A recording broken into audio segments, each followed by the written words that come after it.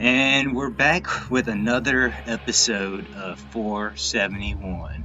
And today we're going to be talking a little bit about Devil May Cry. We, as in Nick and myself. What's up, dude? What's up, man? Glad to be back. Yeah, we're talking about DMC. That's my pleasure. Yeah, that a good old Devil May Crizzle, man. It's definitely been an interesting one because it's kind of the game that you and I became friends on, actually. Mm-hmm. Yeah. So we have a lot of storied history with this franchise, both our own separate history and, as well as like it being kind of the game that brought us together as friends, really. So you can say it holds a special place, at least in my heart, that's for sure. Oh yeah. But yeah, man, it's good to hear from you and have you back on, man. It's just gonna be me and you today, and yeah, you want to start off, I guess. You want to talk a little bit about like how we got into the series, I guess, and like how you started with the series, I guess. What got you into it? Let's see. So, I'm a big fan of DMC. It's probably one of my top favorite franchises, which, I mean, depending on who you ask, can sound controversial or not, with how the series has kind of been juxtaposed around over the years, I'd say. But I remember when the PS2 came out, after a while, some games being there, I remember picking up a Game Informer magazine. I'm pretty sure it was like August 2001, I believe. It was, I'm going to specific dates here, but it was the Melee cover. It was when they were talking about. I think somebody already did a review on Smash Brothers Melee. Like that was the big cover, and I remember looking at one of the advertisements within the magazine for Devil May Cry, and I'm like, "Hey, Devil May Cry, what is this?" And I see Capcom's name on it, and I'm just like, "Oh, all right." And I didn't. What is it? I guess at the time, I didn't understand how exactly to acquire such a game. But I fast forward a little bit. I go to my aunt's house, and her husband at the time, he had a PS2, and he had a few games, and one of them was Devil May Cry. Mm-hmm. And one thing that was interesting about him was he actually had the game before it came out. Like either it was like a bootleg or like an early version. So I don't know what it was, but I just remember being told that I guess he just had people, I guess, in high places that he knew he was able to just get copies of games before they even came out. Yeah. And so he had it, and I remember when we talked about this, I said the first time I played it, I remember playing as Dante, but without the coat. Yeah. Like it was just, couldn't shake that. I was like, without the coat. But yeah, that's pretty much my introduction to the series. And, again, like I said, just years down the road, I started picking up the titles slowly but surely. Right on. That's what's up, man. Myself personally, I actually still have the magazine, actually. It was during one of the trips to Japan that I was making for the summer. I want to say it was during like 2001 or so. And, and yeah, so like, I'm like, I had like a magazine that I happened to get like at one of the airport, like, shops or whatever.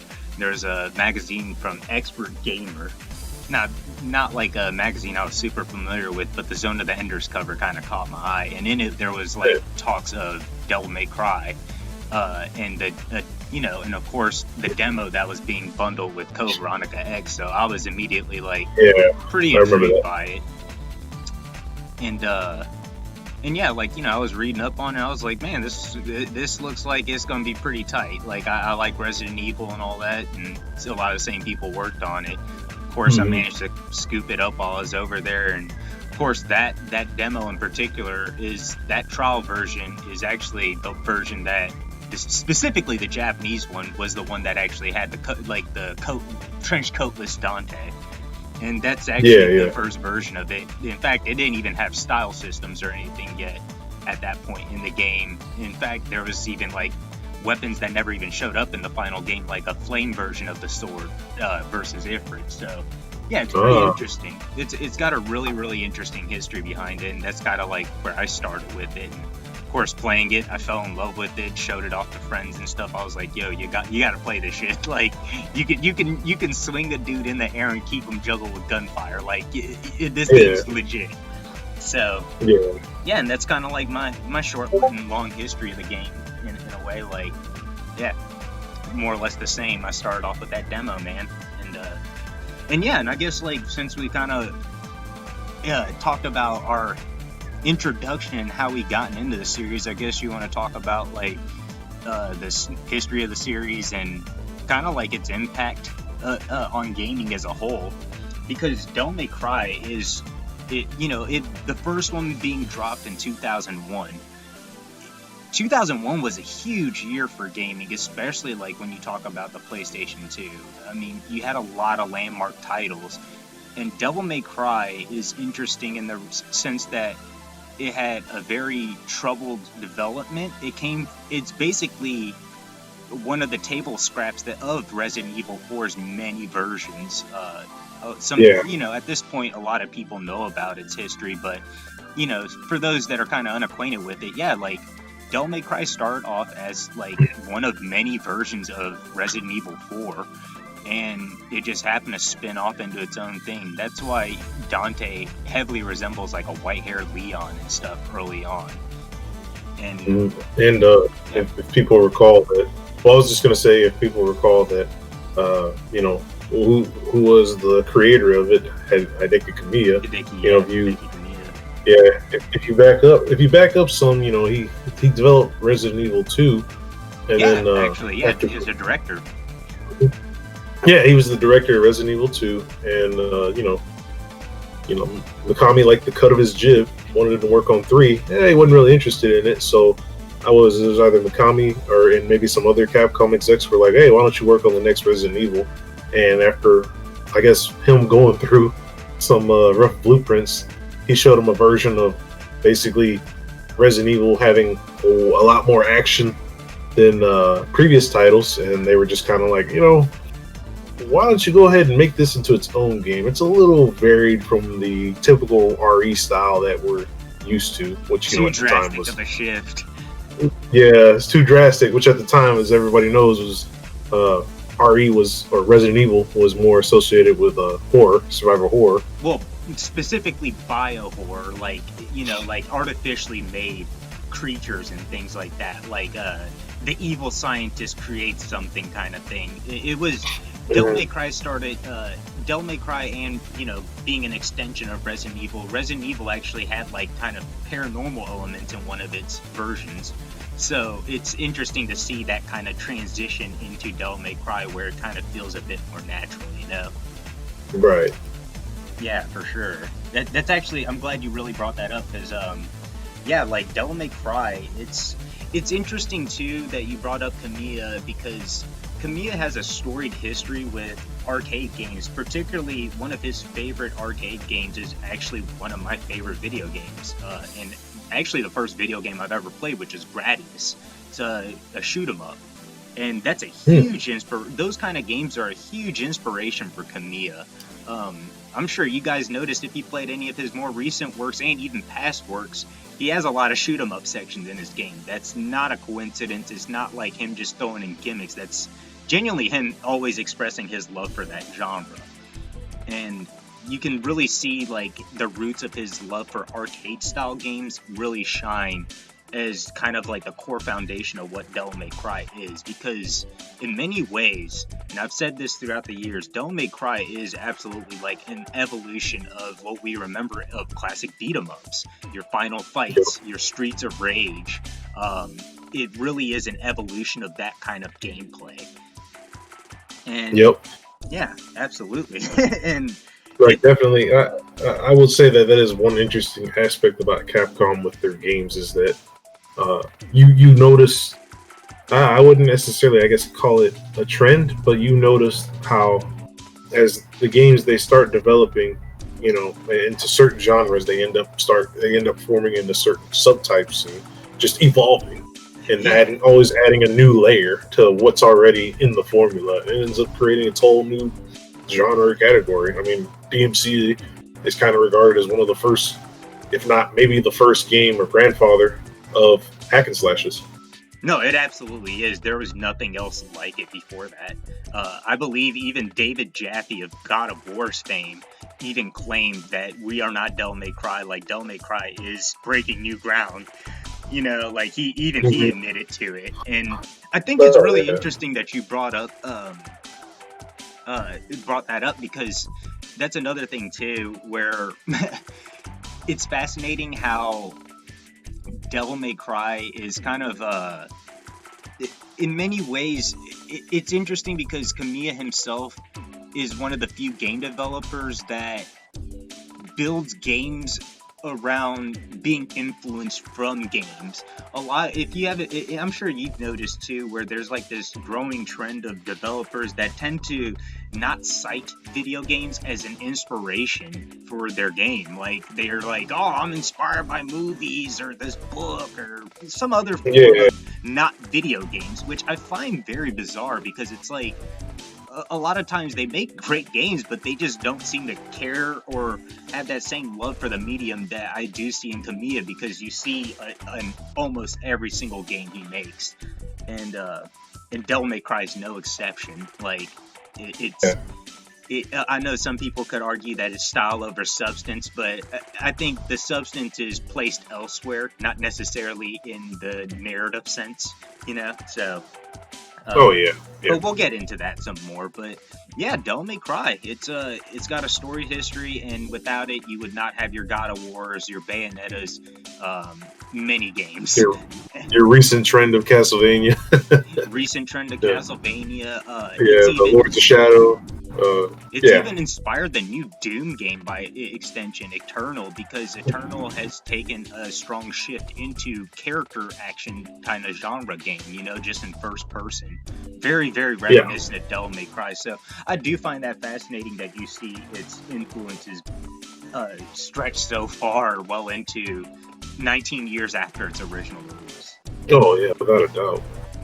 But that said, I actually did just bring up the story. Unless there's anything else you want to add to its impact on gaming, or want to talk a little bit about the series history, would you want to move on to story possibly?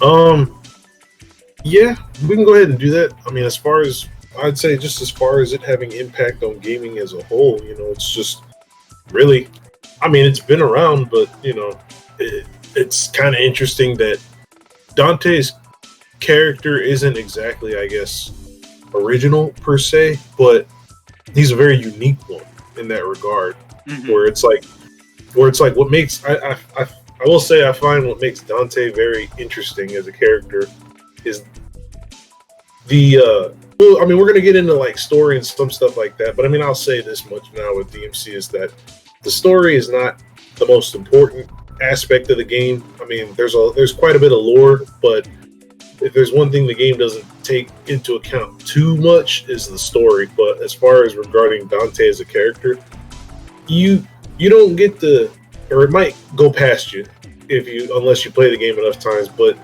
you can tell that there is a bit of heart and soul to what they add to his character, like his philosophy, his you know his being, like why he does what he does, and I think that really resonates, especially with a lot of people, and you know why a lot of people just don't want to let him go.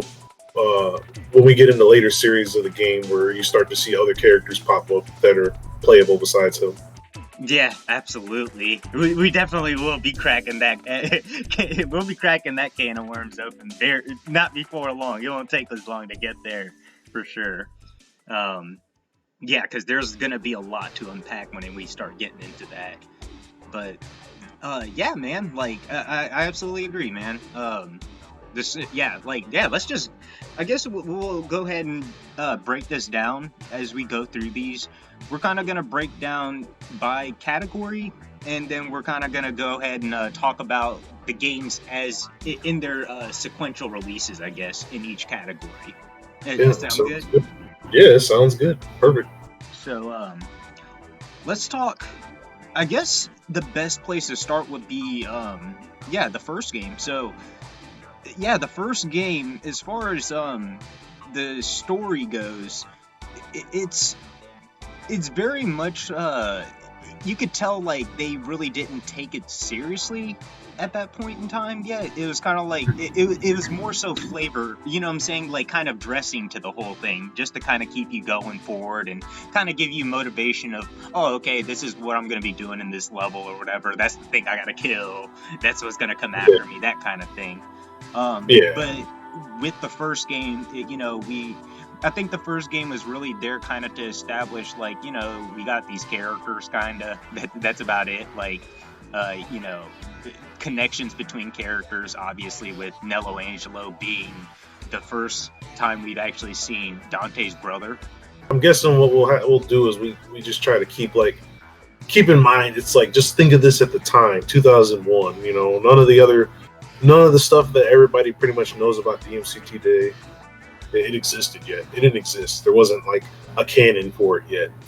Yeah, other than the fact that, like, this was clearly leftover cutting room stuff from Devil May Cry 4. That's another thing, too. Because of it being, like, kind of a game that spun off of it, you could tell story was very much an afterthought versus the gameplay. They were kind of just like, well, we need to make sense of all of this kind of thing. So, a lot of things that happened in the first game, they don't get referenced until much later in the series, and we will be talking about this.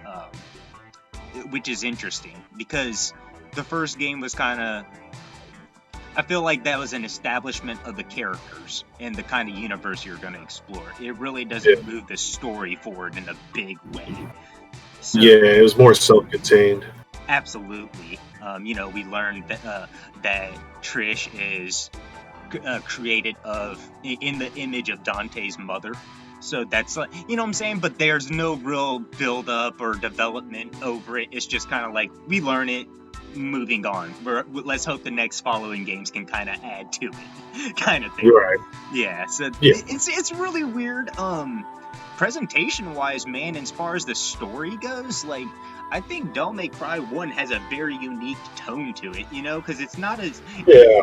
Dante has, like, the that kind of shit talk, tough guy attitude, but he takes everything like it's a joke. But at the same time, it has a very dark, brooding atmosphere to it. Like, he's in a really messed up situation and doesn't take it seriously. And that's what's kind of cool about it. I feel like Devil May Cry 1 is a reverse horror game, like the original reverse horror game, where it's like, you should be scared of these things in most of these games, in any other game, but with Dante, you laugh at it, Yeah. And I thought that was a really cool, like, tonal difference from, like, the newer games where they're kind of like, yeah, these things don't stand a chance, like, yeah, like, of course he's laughing about it. Yeah, because at the time, again, 2001, you're thinking about it, you're just sitting there, you're like, all right, I mean, you watch that first cutscene and you see that he gets a sword pierced through his heart, and has a motorcycle thrown at him, and all he does is just kind of laugh it off. Yeah, time to go to work, guys. Yeah, just laugh it off, shoot it down. He's just like, yeah, I'm just me. Yeah, he was just doing his thing, man, and that's the thing. Like, he was so cool, calm, and collected. Like, it was a very, like I said, one of those not overt, he wasn't Doom guy, you know what I'm saying, necessarily, or like a tough guy, but he was like the first real action hero that was kind of like just thrived on cool. That's the best way to pull it. Just thrived on being cool and collected in no matter what situation he gets thrown in. So I thought that was kind of sweet. And like I said, Devil May Cry 1 necessarily didn't have like the most impactful or greatest story. But you know, we got introduced to Dante, Trish, his brother, Mundus. Uh, Yep.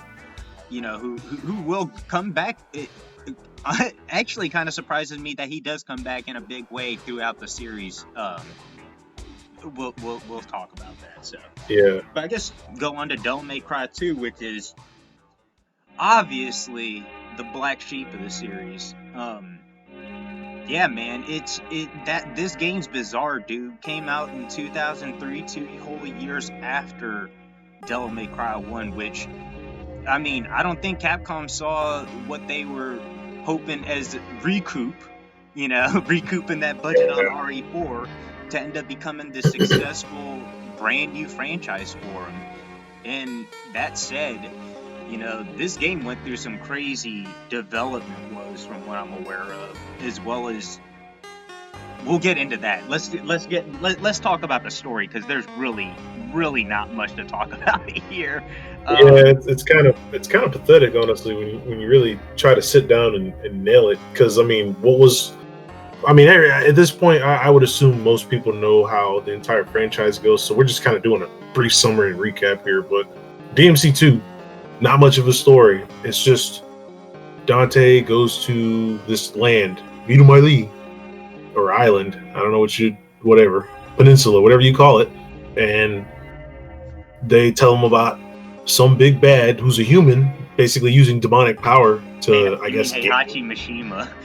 Yeah, Heihachi Mishima, using demonic power, trying to extract the devil gene in order to harness the power of Argosax. Wait a minute, I'm getting my timelines confused here. No, but anyway, yeah, it's just there's not really much to it. The whole reason Dante does it, and I mean at this point you kind of know Dante, or I would assume you would based off of the first game. He's gonna do it, but the way they reason it in here is like this guy's just like, oh man, only at the flip of a coin, I'll do it.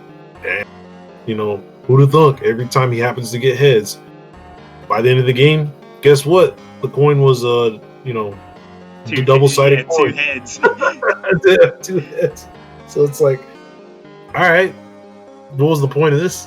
Yeah, it's just, I mean, and his personality's completely changed too, with really no explanation as to why, because as we all know, he does have some badass line in it. There's this one part towards the end where, he's about to shoot Heihachi Mishima in the face, and he's just like, I was supposed to be king, and he's just like, king, huh? Here's your crown. And just shoot this man through the window. It's one of the coldest lines in that game. It's probably the only good line in the game, honestly. But I mean, like that, and the one before that was where, he was flipping out. He's like, the medallia, and he's like a false coin. Yeah, dude, I totally forgot that. Remember, he's like the medallia, and he's like a false coin or a false god. I think that was probably that was like the second sickest line he's ever said. But the one you said, delivery and just everything, dude. It's like Dante looks so bored being in this game. And I get like he's supposed to be carefree, but I'm just like, y'all stripped away all personality from him. And the thing is, it's not justified, because there's nothing that we'll be talking about this later, because this timeline's completely fucked. So I think we should go ahead and preface that Devil May Cry 1, just understand these games that we're discussing in canonical release order are not canonical narratively. We will be getting into that. I think we should make that very clear for a lot of viewers, that this stuff does not play out in sequence. And Devil May Cry 2 is damn near towards the end of the continuity. So, and this is the second game. So you can tell they really did not think out very far ahead of, hey, this is a sequel. They didn't think about the story or anything like that. And we've gotten to the point now where, unfortunately, Devil May Cry 2, the placement of its story in the timeline is so screwed up that it actually messed up the entire series going forward narratively. And we'll be talking about this throughout the course of this story segment, because since DMC2 really doesn't have much going on, they added a new character who, that's interesting to add that they've added a character to the game that is that's an artificial half demon, I guess you could say, Yeah. like a demi-demon type thing. Like, she's not really like a human or anything. She's a homunculus, basically, with demon powers. Yeah. So, and she actually has, like, a heart, kind of like Trish does. So it brings up the whole are all devils evil kind of thing. Can a demon be human too? I think bringing that angle into it is interesting, but does the game itself do anything with it? Hell to the no! You know what I'm saying? Anybody that's played it can tell you that, like, they ain't do nothing with it, dude. It's crazy. I mean, if you were a non-believer at the time, like I was, when you played it, after playing it, I don't think most people would have bothered with that second disc, because I mean that second disc offers a little more context to why she is, or to how she is, but nothing on why. And I mean it's just all over the place. There's nothing really.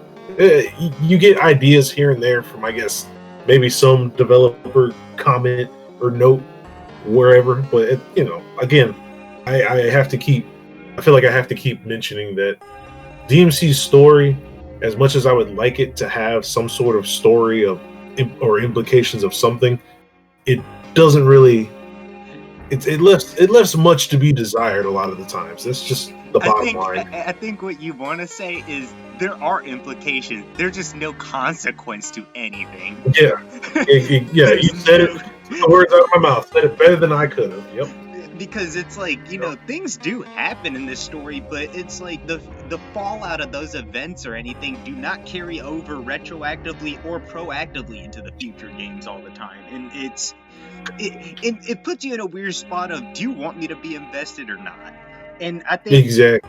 And I think now would be a good time to get into arguably the magnum opus of the series, the Redeemer. Wait a minute.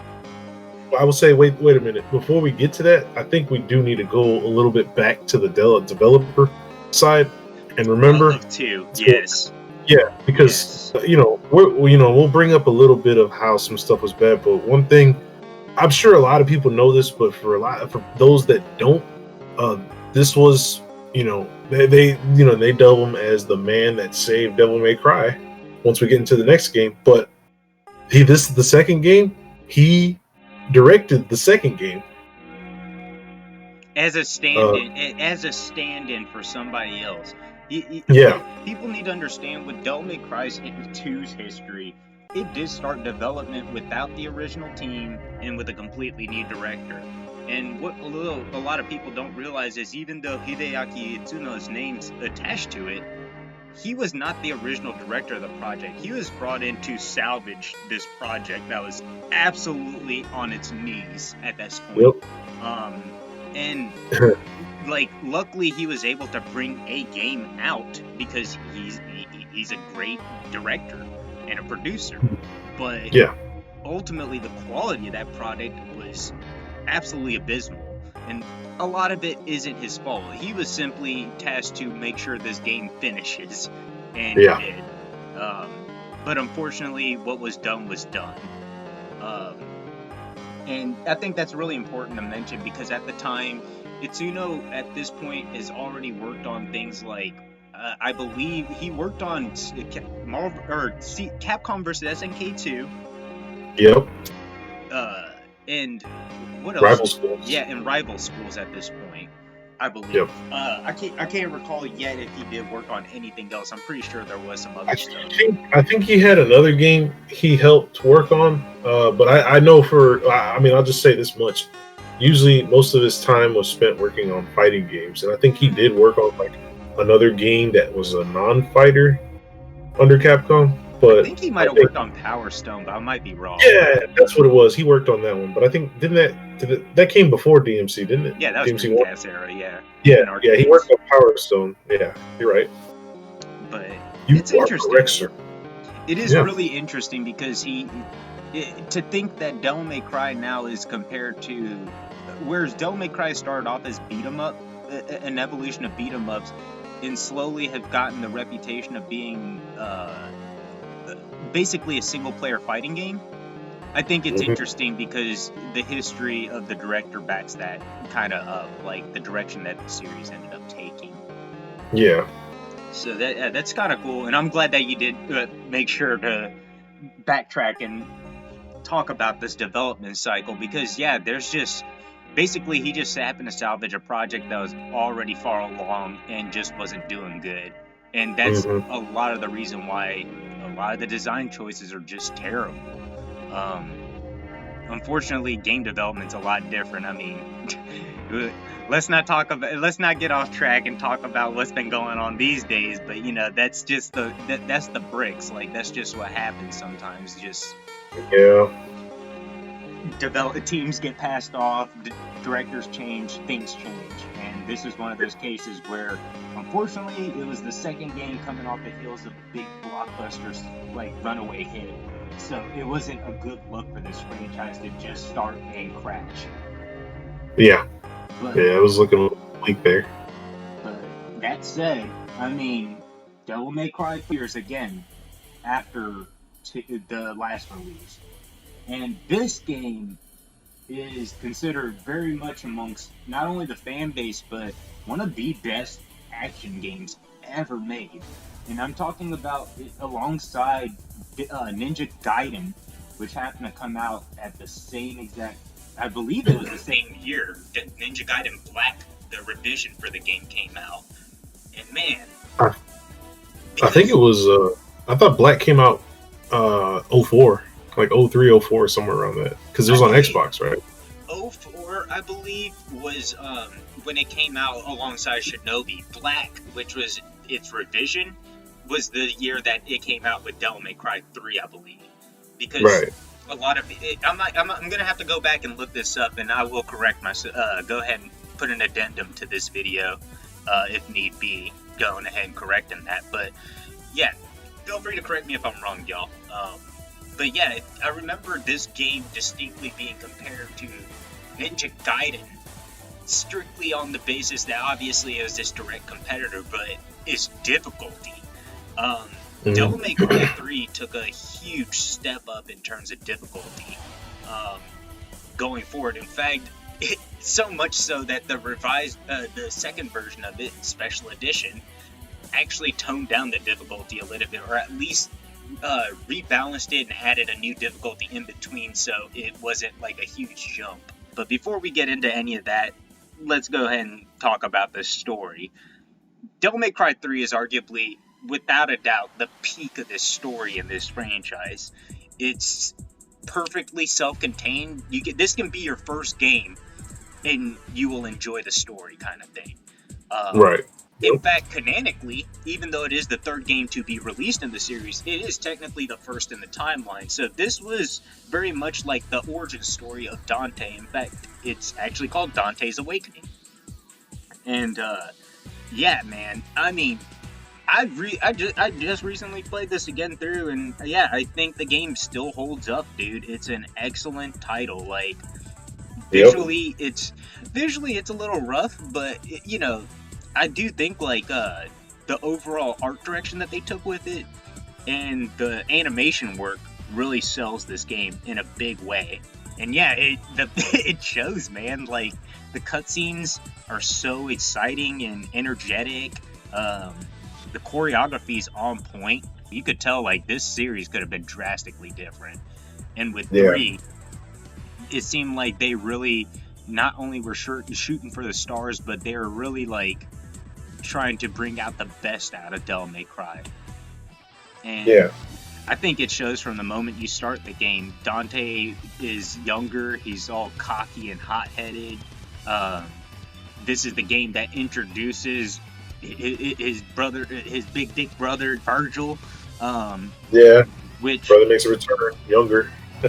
You know, we get to learn of the origins of their story, which is basically the whole crux of the story. Dante learning of his coming to terms with his demonic heritage and embracing it. It has huge themes with family. You get to learn of what the fallout was between the two, both it's mildly prior because you had like supplemental material like comics and stuff that came out at the time, and then of course, you know. What's that? No, I was just saying, like what you said, comics, manga, novellas that just kind of briefly touch base on what happened, like prior building up to the start of DMC3. Yeah, and the story as a whole, yeah. And I was gonna say that a lot of them, a lot of the stuff that is introduced, especially when it comes to Virgil, is not inherently new because they actually had. They actually had artwork and images of him going as far back as like DMC2 of like wanting to see if they could bring him back. Heck, even his sword, the Yamato, but his sword is actually it's not a new concept. It's not like, oh, let's just make his brother some samurai dude. No, like it actually dates back to DMC1 because the Sparta outfit.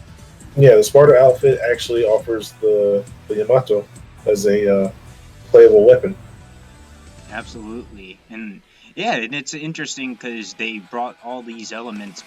They're kind of like, and that's a thing too. Devil May Cry 3 excels as a story because it's so character driven. You have to think, this game literally is one of the greatest action game stories I've played in that kind of genre, and that game literally has only like 4 characters: Dante, Virgil, Arkham, and Lady. And every one of these characters in one location, and they managed to make this game so cohesive, so like have so many themes in it, and really have like actual emotional weight behind the events, and I think that was really cool. Like, not many Devil May Cry games prior or even after have done this kind of well of a job with it. And yeah, man, it's kind of curious because Devil May Cry 3 ends up being one of those, it's absolutely the gateway game I would definitely say people should play if they are trying to get into the series. I would say play like 1 or like 2 out of like morbid curiosity, but 3 is wholeheartedly like a place that I could be like, yo, this is where you should probably start the series. Not only is the story decent, but the gameplay, this is where you can get Devil May Cry experience distilled into one package, I guess you could say, Yeah, the whole digest. I mean, basically, it's like if you've just been living under a rock all these years and was like, man, I want to get started with the series, start with 3. It pretty much touches base on almost everything, and then the other games are just more or less, supplemental. Do you want more? Yeah, do you want more? Yeah, pretty much. And I mean, I don't know if there's anything else you would truly want to touch with the story without going into spoiler territory, but like, yeah, like this is the game that introduced Virgil, and while he's a cool ass character that I don't regret coming into this series, sadly, he is also going to become like, he's arguably the beginning of DLC. Yeah, he's a character that more or less becomes a crutch in the series to an extent. It's pretty much one of those characters. He's the reason for why you just keep coming back to replay the game. Yeah, basically, yeah, because it's like in many ways he's the reason why the story has gone to shit. He's the reason why like they re-release the games. He's the reason why this fan base is exploitable. Sadly, I mean, I'm keeping it 200 with you. Like, you drop that dude's name in anything, people are gonna buy that game or buy whatever it is with him in it. Like, it's the truth. He's proven it four or 5 times already. They can get away with it. But yeah, I mean, dope character, but I feel like we'll get into it. We'll get to that. But I guess you want to go on to 4, DMC 4. Yeah. Let's talk about 4. So, Devil May Cry 4, which this one's interesting because there was actually a 3-year gap, and the first one to jump into a next generation of systems, the PlayStation 3 and the Xbox 360. It's also marking Devil May Cry's multi-platform debut.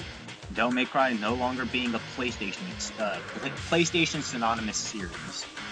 Yeah. And yeah, first time I actually played 4 was actually on Xbox 360. Obviously, 360 being way cheaper to buy into than the PS3, and they were getting a lot of the same games at that time. Yeah, as did I. I played the demo on 360 before I got my PS3. And yeah, man, like, Devil May Cry 3 visually, I will say, is clearly like a step up from 3. Yeah. Now, as far as like the story goes, this is interesting. Because we're talking about the first time during marketing the early versions of this game, we've seen a version of Dante that's much like kind of younger but older at the same time. I'm sure you remember that old footage of like the POV security camera thing. Absolutely. Oh yeah. And the teaser. Yeah, and he had a redesign in that game. A lot of people don't remember the early version of Devil May Cry 3 or Devil May Cry 4, pardon me, very much set the tone for what's to come. A lot of people are going to be disappointed with the game that we're going to be talking about after this one, but believe it or not, DMC4 actually kind of laid the groundwork for what they used as their kind of starting point, which is ironic. But that said, they chose to not have Dante in this game. In fact, they chose to have a new protagonist. And of course, as the game's approaching release and whatnot, we start to see that Dante's kind of depicted as the bad guy. So, you know, this is starting to get kind of interesting, right? We've got a new character, got Dante on the other side of things, so we're like, what the hell's going on? Yeah, during a lot of promotional, they were definitely hinting and teasing at Dante being a villain in this, you know. And, you know, I mean, it was an interesting take. You know, it was just kind of like, what happened, you know? Because, again, like I say, you know, these games, as far as story goes, it's kind of bare, besides 3, you know. But you're curious as to, you know, what could have happened here. Because at the time, I think they finally had established to us that the game is back on the regular timeline. It doesn't take place, that's not a prequel to anything. It actually takes place after what is it? Original, yeah. Well, we're still talking about this as if we are experiencing these games as they're releasing. So we haven't experienced any retcons yet, Nick. You're more than welcome to say, yeah, this is after 1, because it very much is. Yeah, I mean, but you know, I'm sure we'll get more into that. It'll sound a lot more clear cut when we really digest what's going on with the series. Yeah, but this for you guys reference listening to this does take place after the first game, story wise. So there you go, and before 2. So, but yeah, go ahead, man. You want to explain this this sadly kind of a train wreck of a story heads up? I mean, you know, I guess what's been said can be said. You know, depending on your taste, I suppose, because there's a lot of people I've run into that really like 4, but as somebody who spent an extensive time on 4 trying to understand what is 4, you know, so it introduces a new character, Nero, and you know, in this day and age, if you played any of the newer games, you're kind of more acquainted with who Nero is. So Nero was designed for new players, like people that didn't really know what the series was. You know, it's like he was an easy, accessible character to play. You know, one of those easy to pick up and play, difficult to master types, because, you know, when you upgrade him, a lot of his movesets do go into the, you know, the very complex range. But he has an interesting style of play. I'll get more into this, but my gripe with him is that he's a little too much like I guess both of the characters combined, Dante and Virgil, maybe, but a little bit more on the personality uh, wise. well, personality wise, a little bit more. Like to me, I just found him a little more overbearing than DMC3, the young Dante. But You're saying bitchy in a nice way. yeah, yeah. I Because mean, that man is literally, I- you know. I'm being nice right now because I know we're gonna talk about this in a bit once we get done going through I the think this series. is the lowest point for Nero, to be honest with you, and I think Yeah, that's sad oh, because this is the game that you were supposed to make people like him. Like, yeah. like I mean, that's a problem because like he already had so much going against him going into this game. It's like, okay, first off, I don't want to play your pussy ass over. I mean, I know Dante's over here wearing assless chaps and cowboy boots, but come on, dog, like this yeah, game's cold blooded. What do you got going on other than your stupid motorcycle sword? You know? yeah, And exactly. and so, But let's save that though. Let's save that for but when we actually. but this is still story though. You're talking, you know what I'm Yeah. saying? Like this is still story relevant because Oh yeah, you're right. because here's the thing: you got to get this character invested. You actually have to get this character really get people invested into this character. And the thing is, it's like you're not making people like this character because Yeah. he's just basically Well, kind of a beta male. And, yeah. Well, and then the whole story basically is just he gets a new he experiences a new power that you haven't seen in the DMC universe. He gets an arm. Uh, he gets a demonic arm that's able to pick up and slam demons of all sorts of shapes, sizes, and what have you. And his whole motive is because the demons kidnapped his girlfriend, and all he can do is scream her name and getting pissy moods. And Dante's got to come in and calm him down every once in a while and say, "All right, back to the mission."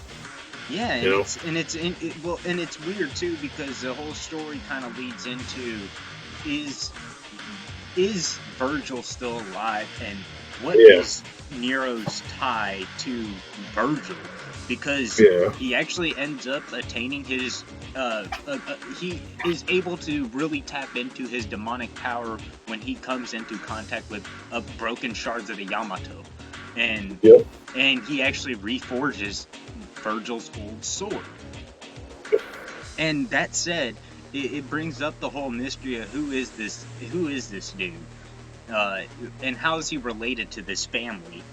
Because clearly, I mean, I'm sure Dante's getting his fuck on, but it's not like the main focus of the damn story, let alone had they ever mentioned anything like this. And it wouldn't be until years later that we actually get hard confirmation that in a re-release of the game that he is indeed Virgil's son. Yeah.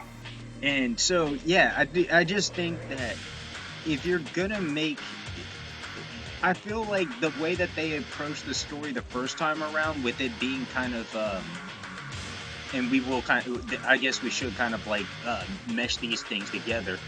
With it being a byproduct of being an unfinished and incomplete fucking game. Yeah. Very.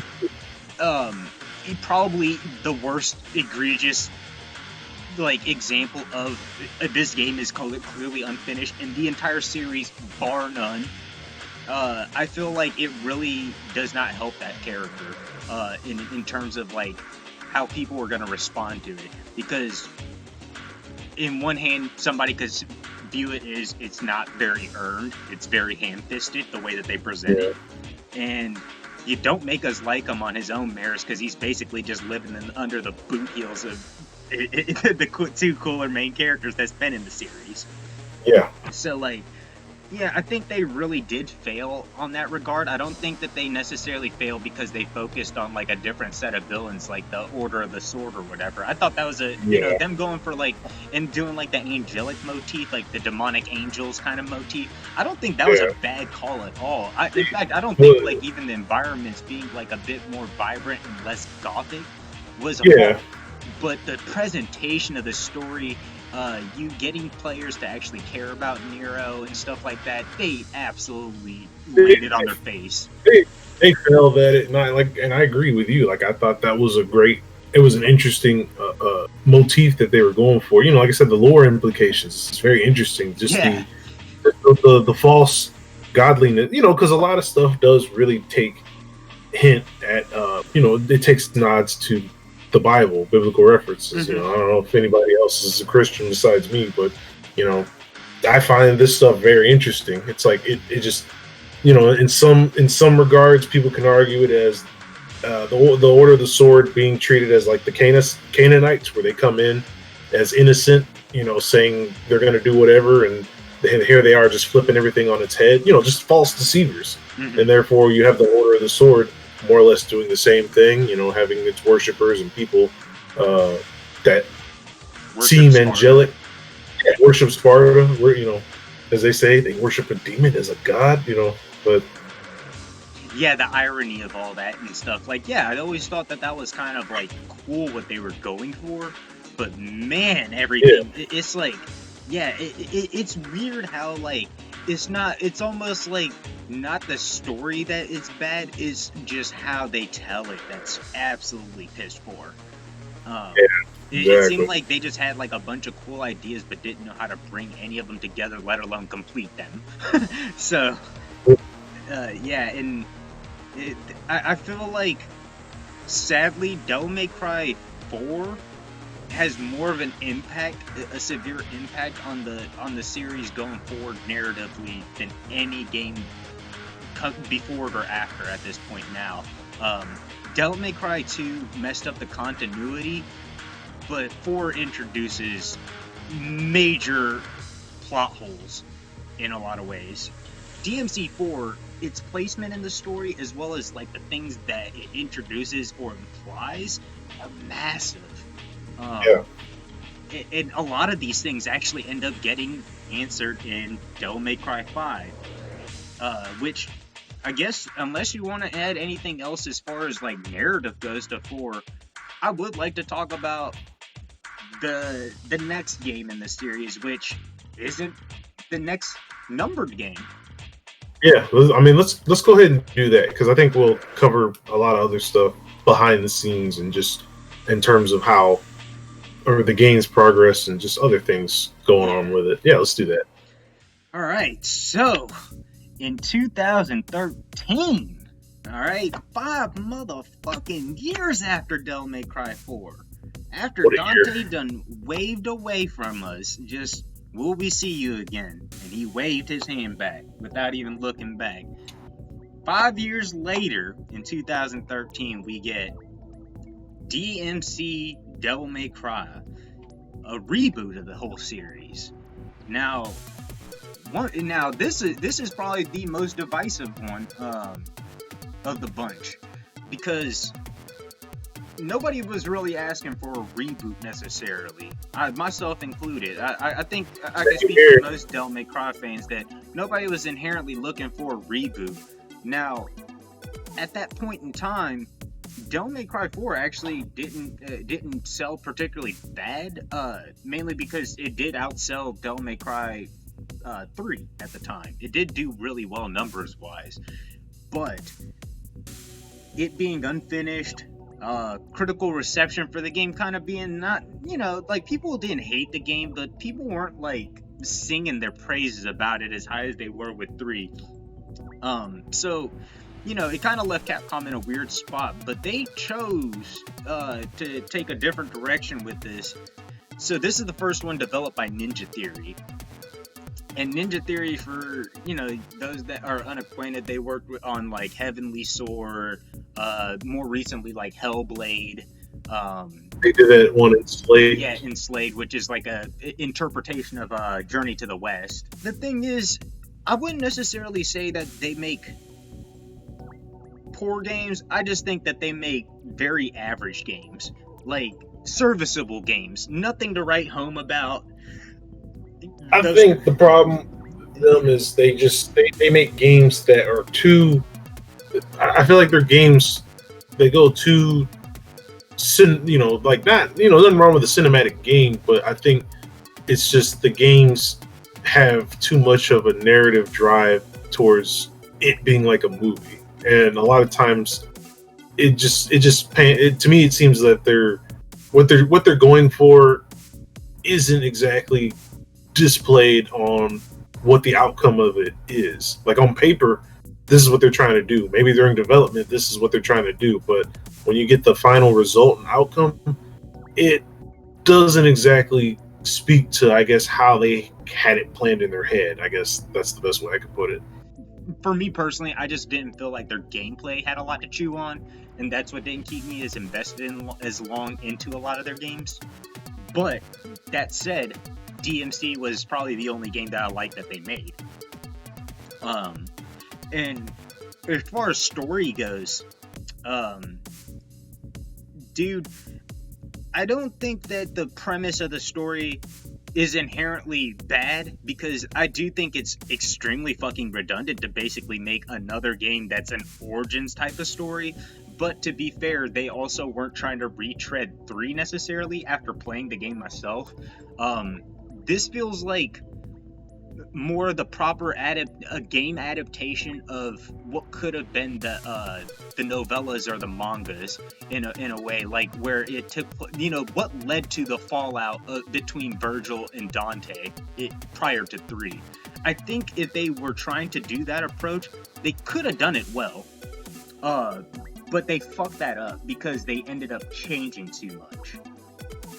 Mainly like personality, more or less not really acknowledging a lot of like mainstay elements of the series. Like here's what's cool about it. I do think that it's interesting that they actually brought Mundus back. Because I do think that for Mundus being such a prominent figure in the Devil May Cry series, that's actually being mentioned a lot, as in like he's the one that killed their father or whatever. Well, you didn't really have to retcon that his father was enslaved. You could have just said his father was fucking killed. It's subtle changes like that. Like, I'm just kind of like, that's weird, but we can roll with it. It doesn't. Something like that is automatically like, I don't necessarily have to worry about like the canonical, like what actually happened. It's just Mundus fucked his dad up. You know what I'm saying? The actual Sparta up. That's fine. Even like the ending where Dante and Virgil end up going their separate ways because of fighting and whatnot, and Virgil's what causes them to fall out. That's fine. What I don't like is Virgil's motive for falling out. His motive in the original timeline was to say, hey, I need more power. That was his thing. For lack of better words, he wanted all power to protect the people that he cared about and make sure he doesn't lose that again. The problem is he became power drunk a little bit. You get what I'm saying? He didn't know when to fucking get his hand out the cookie jar kind of situation in the original timeline. In the Devil May Cry reboot, my biggest problem with that one is the fact that he decides, I'm gonna enslave humanity out of fucking nowhere. You know what I'm saying? It comes out of left field. Like, his whole motive for like, at first he wanted to help humanity the whole time, but then he just decides, humanity really doesn't have any self-control. They need somebody to guide them. And it's like, Dante wasn't cool with that. You get what I'm saying? Because obviously he values his humanity. In fact, he was saved. He even mentions in that ending, a human literally fucking saved us. How can you say that humanity is useless? And so that's what my beef really with it was. It's like, I appreciate that they wanted to make a story that led to the falling out between them, because that is something that Devil May Cry 3 does not contextualize at all. You just assume these niggas hated each other their whole life. You know what I'm saying? And I think that's ridiculous.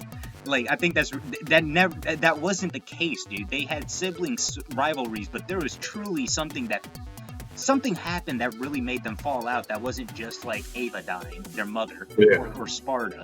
And I can respect the reboot for trying to go back far enough to where we can actually explore that. But I do think like the presentation of it, the fucking dialogue in that game, The writing in that game, a lot of it it's cringe, dude. And it just doesn't work. But I appreciate what they were trying to do, even if it didn't work. And I can at least safely say that I can appreciate a lot more elements that DMC Reboot story tries to bring to the table than I can for, say, something like 2 that's absolutely devoid of any personality or anything to say at all. I can respect that. You know, because that's the thing, like, 2 only because when I really sat back and thought about it, I was like, man, 2 really is a piece of shit where it's like, well, you messed up the whole timeline for the mainline series and you didn't have anything to say at all. Yeah. The reboot at least had the common courtesy to stay in its lane and be its own timeline. I mean, if they decide to make a DMC 2, yeah, I'm probably not going to be super excited about it as a DMC 6. But that said, at least I can be like, well, at least this is its own thing now. You get what I'm saying? Like, I can at least appreciate that it's gonna just be its own thing. It's not like part of the main timeline. But I don't appreciate, like, yeah, there's elements of it that I'm just kind of like, I like elements of this, but I think you guys fell flat. So, you know, now that we've already gone through like 2 games, man, you know, I'm already sitting here to myself like, damn, are any of these stories good after 3? What are your thoughts? Honestly, I mean, I'd say no. I mean, it's just that it's kind of interesting because I feel like that's, besides action combat that we know and love, I think that's one of the reasons why people just keep coming back, because it's like they leave enough for you to want to be interested in what's going on, but every game just manages to not really. It doesn't. So they add enough to make you interested, but I always feel like with these games is that when they're finally out and you're sitting there playing through the story, it's like, oh, okay, that's cool. They're talking about this or bringing something like this up, but I think the issue is they don't talk enough about it. They just kind of throw it there, and then you're just going through the game, you know, having some fun, but you're also like, man, I hope they really touch base on this again, and then they just don't do it. Yeah, and I think it's also an unfortunate byproduct of, well, I'm not buying Devil May Cry games to fucking listen to this story. It's like, I'm here to just play the game, and it's like, alright, well, I'm not saying I want a cutscene interrupting Devil May Cry all the time, but the fact is, if a cutscene plays, I'm willing to sit through and watch it, man. Like, don't make it a minute and a half of fuck all, you know? Yeah, exactly. And, you know, like, don't give me couple lines of juicy exposition and then just end the cutscene because the audience is tired of it and they want to get back to hacking and slashing. Dude, I got 20 missions of hacking and slashing plus 5 more difficulties to play. I don't think I'm gonna run out of game to play anytime soon. Let me have a fucking story for once, and will the fans shut the fuck up about it? Press X and skip it. Jesus Christ. You know what I'm saying? Like, I mean, after a certain point, it's just kind of like, dude, I kind of... This is starting to get into Tekken territory where it's like, I don't fucking care about the lore. Dude, well, just shut up and don't watch it. You know what I'm saying? Let me get my lore. Let me get my juicy, sweet lore. Pretty much, let those that want to experience. It's like, you can just go fuck off in your little corner over there and do whatever you want. Because DMC doesn't even get the benefit of getting, like, note logs or anything like that hidden in the levels, you know what I'm saying, to just kind of read and sink our teeth into. We don't get anything like that in these games. It's literally all we have to go off of these stories is the handful of cutscenes they decide to put in, and most of them ain't worried about telling us anything because all y'all want to do is watch what you're gonna do in the gameplay with cinematic cameras. It's like, I don't care about that as much, you know what I'm saying? To me, that's a waste of screen time. That's just me, personally. I think it's a waste of screen time to show a bunch of cool, flashy shit in a Devil May Cry cutscene when, at this point in time... Niggas want the gum fruit, but... niggas want the gum fruit, but see, they don't want to take the plunge and eat it. Yeah, and to me, that's... Can't swim? Oh well. Because I will say at least that much. I can appreciate that DMC Reboot does at least take its time to use its cutscenes wisely, even if it's not good. It's held back by poor writing, not necessarily a bad fucking story. Because the writing makes it very insufferable. I mean, definitely. And if anybody wants to disagree with me, guess what? Definitive Edition actually edited things out from the original release, so suck a nut. Like, they knew that the writing was shit, and they knew some of that stuff was cringe. They actually removed it or changed it, so there you go. They knew some of that stuff was bad. And honestly, Definitive Edition does fix things, as far as the narrative pacing goes, because I will say that they got rid of quite a few cringe lines, so credit where credit's due, but it still needs work. Yep. But that said, where we're at right now, story-wise, we're not doing too good. We're 0 for 5 right now. So, so we're 0 for 5 right now. So, Don't May Cry 5, how does it stack up? Honestly, Nick, and I will say this, time goes on, I've grown to appreciate some of the aspects of this story. I don't hate it as much as I did when I first played it, but I still think there's room to be. I feel like this is suffering from one of the more severe cases of Japanese story writing, which is more thematic and theme based, or thematically based than it is like direct. Does that make sense? Yeah. Because what I'm trying to say, yeah. Yeah, because like, I think thematically, without actually saying it or anything like that, I think the implications of the story ends off on a very it wraps things up in a good bow for the most part. I just think it's told poorly, but I do think it does wrap it up in a good way, because it's like, this doesn't end like Virgil and Dante's kind of like long-standing sibling rivalry, like, I think we have gotten that conclusion with this game in a lot of ways. Like, they don't seem to hate each other, they're just kind of like, it is what it is. I don't know. I mean, I again, it's like, yeah, as far as what the game is trying to say, like, oh, the rivalry is done, this is the finale, this is what tops everything off. But as a person that sat and experienced it, I'm literally like that. Like, at the end of the game, I was pretty much like that Pulp Fiction meme where John Travolta just walks in the room and starts raising his arms like, what I missed? Like, what's going on? I mean, I'll say this. Like I said, the game don't do a good job at, like, I'll say this. It might skip a few sentences, but I don't think that stuff's not...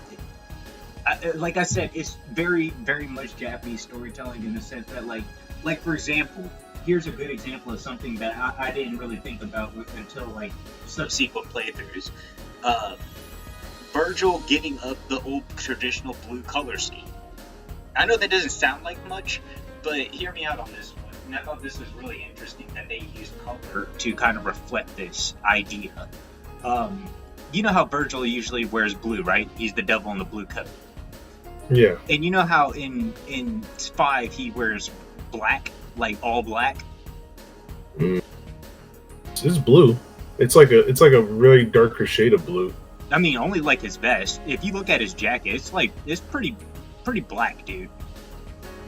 Like, no man, like, even on promotional TV, like, it looks black, but it's like, honestly, I think it really came down to, what's your point? What are you trying to get at? I'll let you get at that.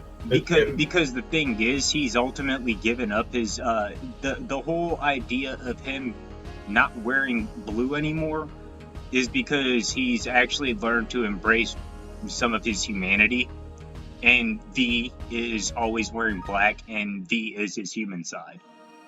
Very. That's where I'm kind of getting at, where it's like, it might not be like, oh man, it's fucking storytelling right there. I'm saying it's symbolic. Like, they're showing it through imagery, or like using, and in this case, using color scheming to kind of reflect that. because Right. like, yeah, he doesn't. He always wore like very gaudy, I mean, overtly fucking blue stuff. You get what I'm saying? Like very bright blue. In this one, outside of his devil form, he doesn't do that anymore. He doesn't have like very distinct blue color scheme. He's pretty much all wearing all black now. And that's kind of why I thought that was really interesting. Like, I was just like, well, I think they're kind of trying to imply that he is, you know, embracing part of his humanity now, because that's where there is strength to be had.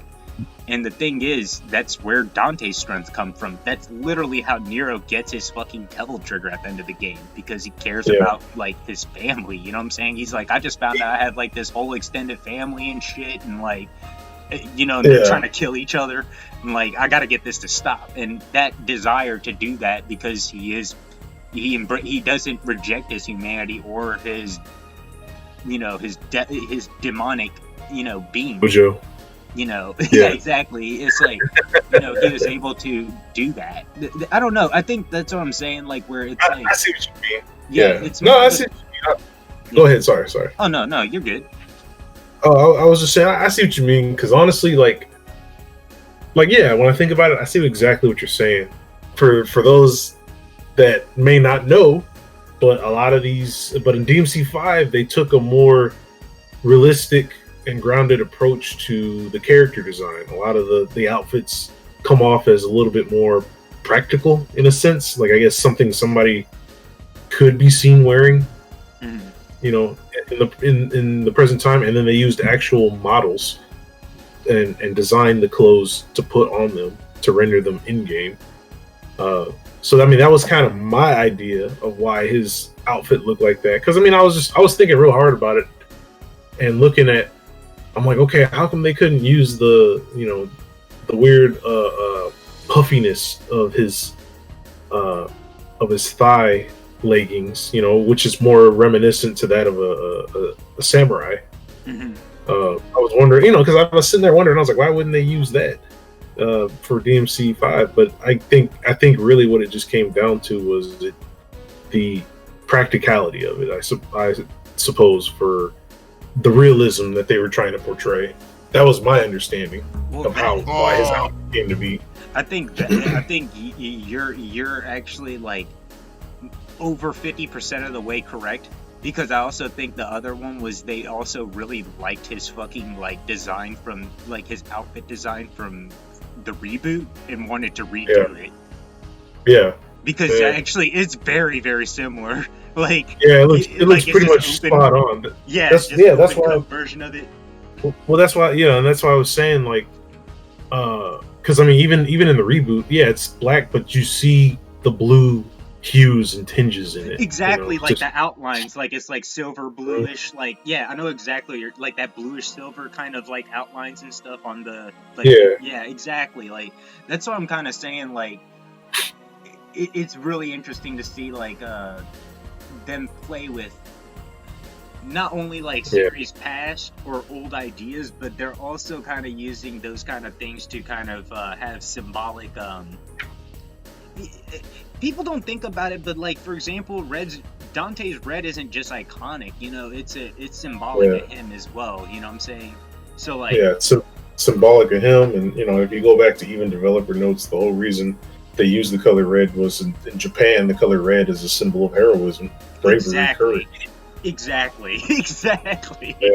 So yeah, there's like. Hey, what you say, like, I feel like I said, DMC 5, like being like a story, expecting the story to tell you things a lot of direct is also only going to lead to like a lot of confusion, which I feel like that's kind of my initial impression of the game when I first played it. I was like, man, like, I follow it. There are things I get and things I like, but it simply doesn't go far enough to where I feel satisfied. But I feel like one of those things. This is one of those situations where you're gonna have to look at other. You're gonna have to look at a lot of things past surface value to actually understand what it's going for. Because I feel like I said, I personally, you've been there in those chats back in the day when I was like, what the fuck was this ending, man? That was not that. This game ended abruptly. Yeah, it just kind of. Is it necessarily a bad thing in retrospect? And I thought about it, and I can't say that it is. You know, I find it interesting because I've sat and watched some story, or basically the, I guess, Virgil ending for the special edition of DMC5. Oh, you haven't actually played it or finished it or anything? I haven't played it, but I've sat and watched the. I mean, dude, because as soon as it came out, everybody was uploading the whole entire game. But pretty much like. It actually adds a little more to the fight scene. See, and I think this was kind of the... You're talking about at the very, very end when they're talking the very end. Bit, and he's talking about... Yeah, because I finished it, like, not too long ago, the Virgil campaign thing, and we're just playing as him, and he's like, you know... Basically, they're just poking at each other's, you know, like, Virgil's like, yeah, I remember when Dad used to raise his voice, you used to act like a bitch, and he's just like, you know... That right there, I feel like that adds a little more closure to their rivalry. Because it's like, all right, well, instead of, you know, because when you played the original game, I mean, it's just them fighting. And that's why you're just sitting there going, what the fuck? How does this actually, you know, put an end to it? But without them actually outright saying what's going on, them just showing the dialogue and context as to what they're talking about, that more or less, I mean, if you clearly understand how story narrative would work in that regard, the fact that they're not fighting yet, they're talking about stuff, that adds a specific type of closure to their sibling rivalry. See, that's interesting that you feel that way, because I felt that way when, to be honest with you, I got that from the original ending when Virgil actually said something on the lines of, what is wrong with you? Can you not count? Like, I don't know. They just kind of get into, like, I don't know. I already got that kind of impression in the original intro that they kind of just, like, they kind of laughed it off and saw it as friendly competition at that point. Like, you know, like, they didn't seem to hate each other anymore by the end of the game. And that's why I kind of was like, the extra cutscene was fun. It's fun. And I know totally what you're saying where it gives you a little bit of extra. But I don't think it was, like, that significant extra where it's like, you know what I'm saying? That I was expecting like a stinger from DMC 6, like, oh man, there's another 3 glowing set of eyes or some shit off in the distance. Yeah, I mean, that's what you're saying. That's what I kind of wanted, but like, you know, but I kind of got my closure from the base game where I actually saw both of the brothers smile against each, you know, in each other's presence for the first time, even though they're shit talking. Like, I mean, I saw that. Yeah, I mean, I saw that, and I was just kind of like, all right, but I mean, since we're already on this, let's just go ahead and carry over to why, like, with why we have issues, and, you know, praises and issues with it. But that's what I think is one of the issues, and I've said this plenty of times. I think one of the problems is I really think they fucked up when they kept aging Dante, because it's like, I feel like there could have been some more stories you could have told with them. But I feel like there was this haptic rush of wanting to get another character in that they just kind of like forgot about, you know, where they could take them or whatever like that. I think that was where the problem came in, is I think they introduced new characters too soon. Because I mean, you know, I'd say think about it. We had the first game. In the second game, we're already introduced to a new character we can play as, and they're kind of really trying to push her forward. And it's just like, well, wait a minute, like we're still trying to understand this dude for a minute. You know, granted, obviously with how we know the story is, but obviously think at the time of 2003. You know what I mean? Yeah, I mean, I agree with the whole them introducing too many characters at once, but I'm also going to have to say that I also got to go with the fact, on top of that, it's them not hey, what you say, nigga? Sticking with a cohesive timeline, dude. Because it's a combination of introducing too many fucking characters all the time. This just unwavering compulsion to just keep on bringing every character that you introduce back, which I don't think is necessary. To be honest with you, it's like, I would rather have Lady make cameos than actually keep on showing up in these games sometimes, because I'm like, dude, her story's wrapped up the moment her dad got killed by Dante. Pretty much. Once Arkham got wiped out, she literally had no reason to fucking be in this series anymore. Yeah, exactly. Trish, it's like, dude, literally, once Dante saved her in DMC 1, they could have just been like, yeah, they worked for a little bit, but she went on her own way, and now she just works with Lady or something.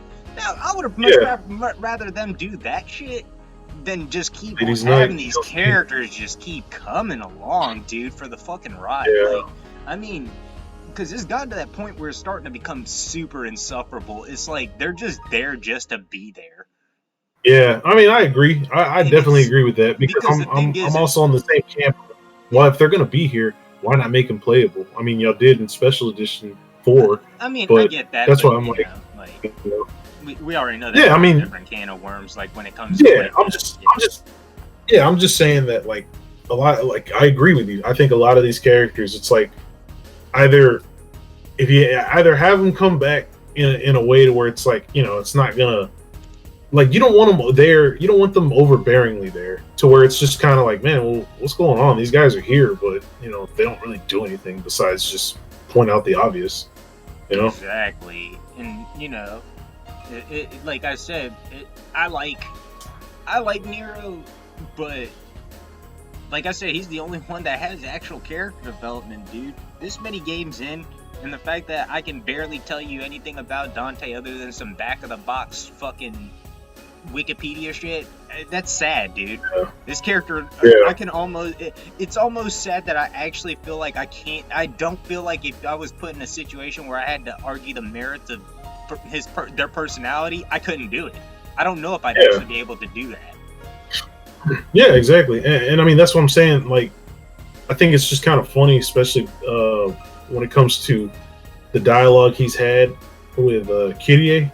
I think it's kind of funny that she doesn't even show up in the game, but she, you know, the actress is still there talking, you know, off screen and all that. But I think it's kind of funny that, like, you know, they keep bringing all these characters, but a lot of them just don't even need to be there. Honestly, Nero's conversation on the phone, I guarantee you, if she said nothing, you pretty much figured out what was being said, what was said to motivate him to keep going. Yeah, it's kind of like it's really funny. The thing, Nick, you gotta admit, basically, Lady and Trish's importance is no more than Morrison or Patty on the fucking phone. Yeah, exactly. And that's kind of what my biggest complaint of it is with these characters. Just kind of like, I don't dislike them, dude. At their core, I don't dislike these characters, but their relevance to being on screen in these games, having voice actors, having time put into putting these characters into the fucking game, which Devil May Cry 5 did not need to look as good as it did, but I'm blown away they put that kind of effort into it. Dude, that said, that time could have been spent so much better somewhere else. Yeah, exactly. I mean, because parts of that game better. Yep, exactly. Because I mean, just sticking to the characters. I mean, honestly, I think it wouldn't have been as bad to see them all there if they just didn't show up in other games. You know, like maybe they were referenced here or there or something like that. Or I think one of the games, or either a spinoff or just like, you know, if they just after 3, just don't have them show up for the next few games, and then once you get to 5, have the whole gang here, and it's just one big treat. It's, it's something like for the fan. I think honestly, one of the, just giving a brief comparison that's off topic, is Shenmue 3. A lot of people might not like that game, but one of the things I thought was very cool that they did was you could make international calls, and you actually got to talk to people from the first game. Yeah, it was the stuff. Yeah, it was the original actors and everything, the original voice actors, and that was a treat to behold because you haven't seen these people in a long time. Yeah, it's so funny something that like the that small beats have a lot of impact towards, I guess, legacy fans, because like it's funny because even legacy fans is like, yo, this is like the anime equivalent of a filler arc. Yeah, story wise, but they're like, but I like the fan service in the game. But they're like, but this story's a fucking filler arc, dude. Yep, exactly. But yeah, I mean, like, man, just I agree. Like, it's just that's one of the. I'd say that's definitely one of the many faults. So, What else you want to add? well, I was gonna say, would you like to go ahead and take a quick break on this, and then we shall reconvene this after a quick break? Yeah, that said, we'll go ahead and convene with a quick break, and we'll be right back.